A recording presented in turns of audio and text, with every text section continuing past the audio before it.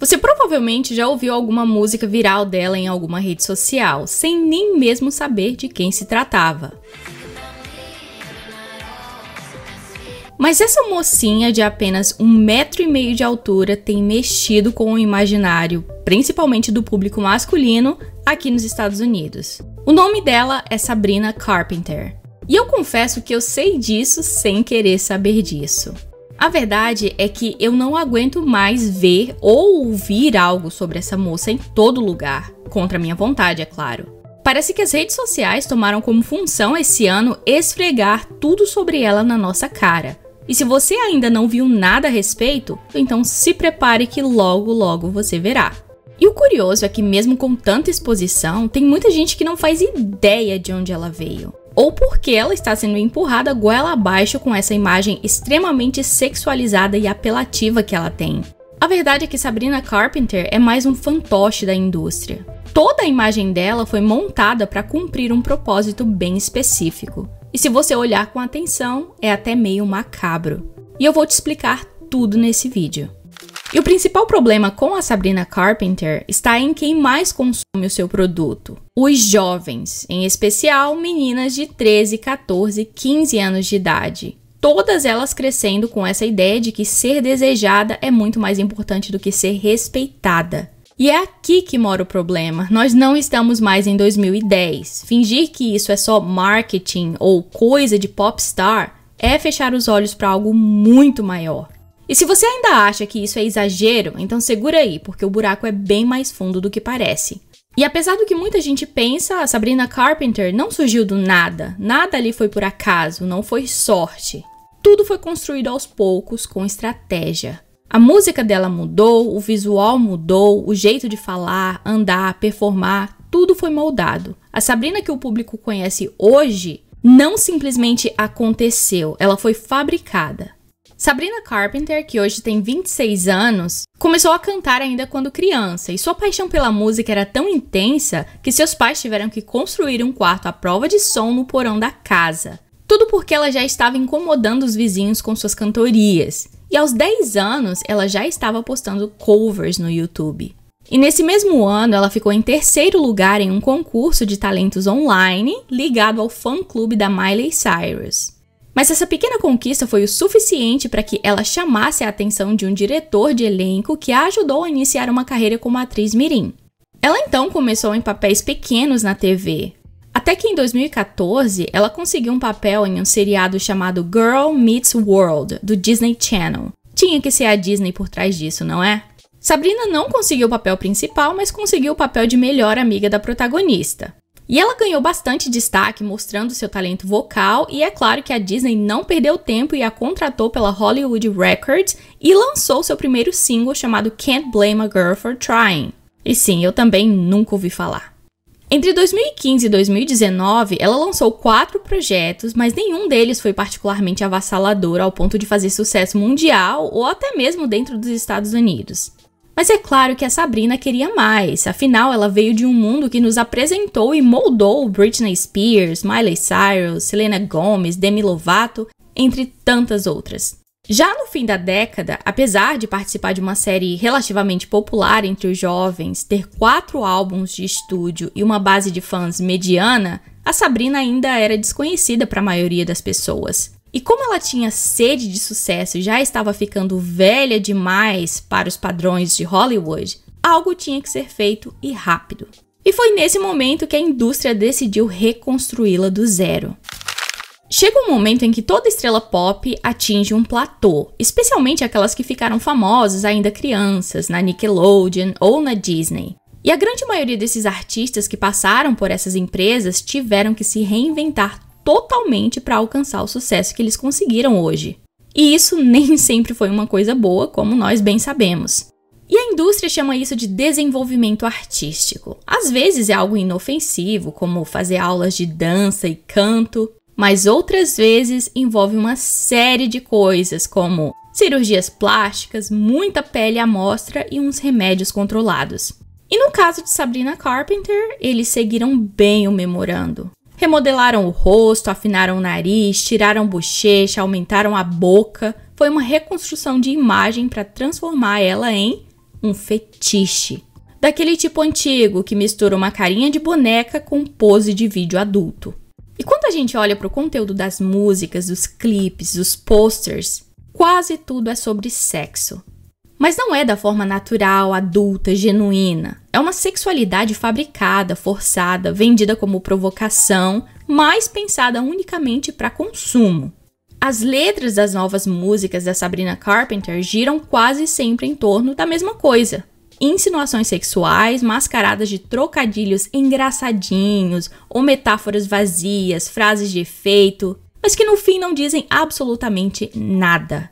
Os videoclipes seguem o mesmo roteiro, são roupas mínimas, caras e bocas e coreografias bem sugestivas. É aquela velha estética de uma mistura de inocência com erotismo, como se fosse algo inovador que eu particularmente acho nojento.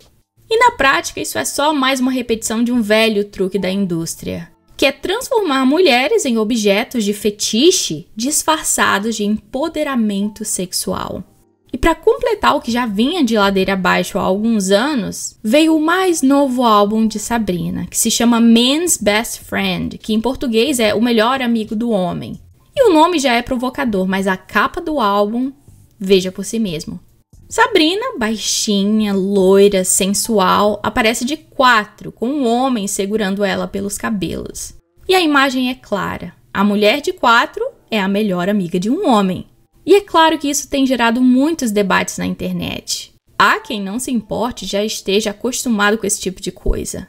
Outros estão dizendo que Sabrina é uma visionária, que tudo aquilo é só uma sátira, uma crítica inteligente, uma ironia bem pensada, ou qualquer outro nome bonito que eles queiram dar. E os sites e revistas hollywoodianos querem nos convencer de que ela está apenas se apropriando daquilo que sempre foi usado contra nós mulheres, para virar o jogo. Que a intenção é mostrar que agora somos nós que controlamos a narrativa, que ser puxada pelos cabelos numa capa de álbum é uma forma de dizer que eu escolho me mostrar assim e você que tolere a minha liberdade sexual. E só te lembrando mais uma vez quem é o público principal de Sabrina. Adolescentes entre 13 e 19 anos. Mas a reação pro álbum foi de certa forma mista. Como eu disse, muitos acharam deprimente essa exposição desnecessária e outros acharam que é super empoderador e necessário. Em pleno 2025, acreditem ou não. E o álbum dividiu até mesmo as feministas, que não sabiam se apoiavam ou condenavam essa atitude. Mas vamos combinar que as feministas de hoje em dia realmente não fazem ideia do que elas mesmas estão causando na sociedade. Machista!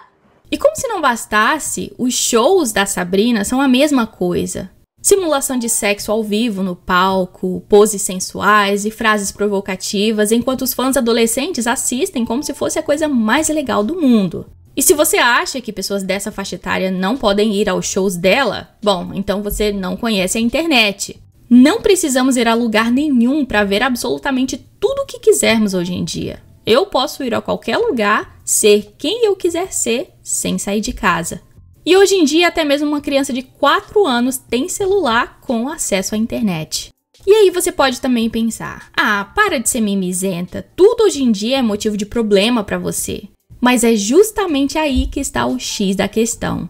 Esse é o objetivo principal de toda essa estratégia, é gerar burburinho, seja elogio ou crítica, o que importa é que falem. Porque, na lógica da indústria, polêmica vende. E quanto mais dividida a opinião pública é, mais alto o nome dela sobe nos Trending Topics. E você acha mesmo que eles estão preocupados com o impacto real da mensagem? Ou com o que isso causa em meninas que estão crescendo com essas referências? Claro que não, o foco é só engajamento. Comentários, curtidas, matérias, vídeos de reação, como esse aqui que eu tô fazendo. É tudo parte do plano. E transformar a imagem da Sabrina em algo controverso é uma jogada de mestre, se formos pensar.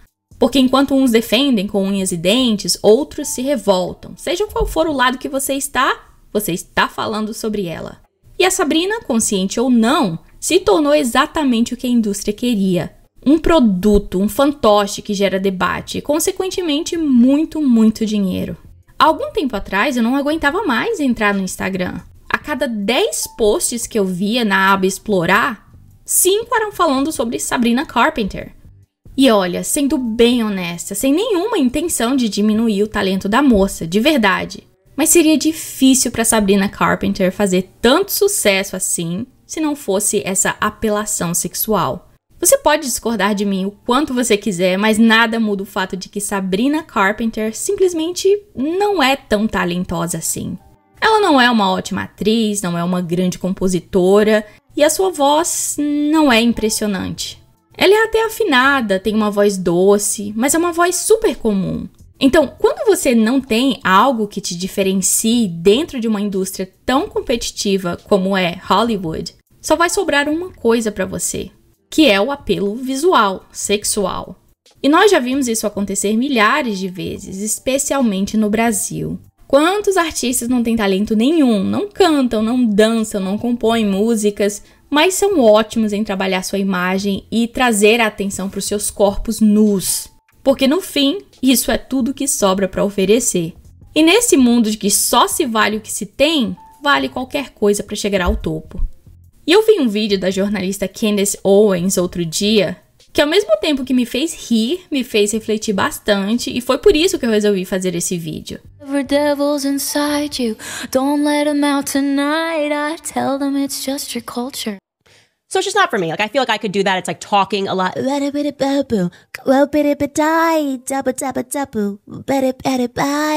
I can't mimic Whitney Houston. Assim como a Candace falou, é engraçado como quase qualquer pessoa pode imitar o estilo vocal da Sabrina Carpenter, principalmente se tiver a ajuda de um autotune, como ela bem tem. Mas pouquíssimas pessoas conseguem imitar o tom e o estilo vocal de Whitney Houston, por exemplo.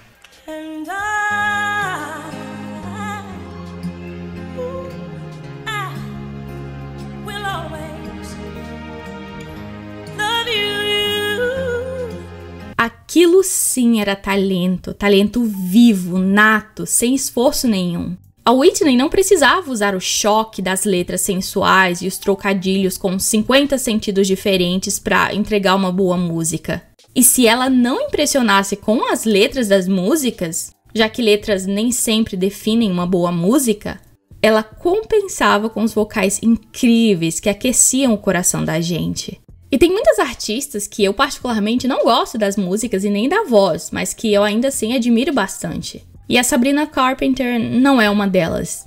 Eu sinceramente tenho pena dessa geração, sabe? Parece que quanto mais artistas novos aparecem, mais eu tenho certeza de que eles não terão referências tão boas quanto a minha geração teve, ou tem. E eu realmente falo isso com pesar no coração. Antigamente, ser sexy tinha outro peso. A sensualidade feminina vinha do mistério, da presença, da atitude. Era uma coisa muito mais sugestiva do que escancarada. Até as mulheres que eu tenho zero admiração, como a Marilyn Monroe, por exemplo, eram vistas como sensuais sem precisar dizer tudo explicitamente. A mulher sexy era aquela que provocava com o olhar, com a elegância, com controle. Ser sexy era elegante. E isso se refletia na música também. E claro, você via meia dúzia de artistas sem talento fazendo sucesso no meio de milhares de artistas completos. E hoje em dia você vê meia dúzia de artistas bons fazendo sucesso no meio de milhares de artistas medíocres. E me pesa o coração dizer que a maioria esmagadora desses artistas sem talento nenhum, que fazem muito sucesso hoje em dia, são mulheres. É o famoso empoderamento forçado e apelo sexual exagerado, porque sexo vende, e muito. Elas sacrificam a luta que elas mesmas dizem enfrentar contra a hipersexualização das mulheres, mas quando convém usar, aí tá tudo bem. Você ensina os seus fãs a acharem que tudo é sobre sexo, que sua personalidade e tudo que você é como pessoa se resume ao seu corpo, a quem você leva pra cama, e que você pode conseguir qualquer coisa através do sexo. É deprimente, é nojento para dizer o mínimo. Mas a roda tem que girar, o dinheiro tem que cair na conta e as almas têm que ser condenadas ao inferno. Nem que esse inferno seja ainda aqui na Terra. Então é isso, pessoal. Me diz aí o que você achou desse vídeo, me diz se você conhece ou não a Sabrina Carpenter e o que você acha dela. Sempre com respeito, por favor. Não esquece de deixar o seu like no vídeo e te convido a se inscrever no canal caso ainda não seja inscrito. E muito obrigada por ficar até aqui. Eu te vejo nesse vídeo aqui e beijos no coração.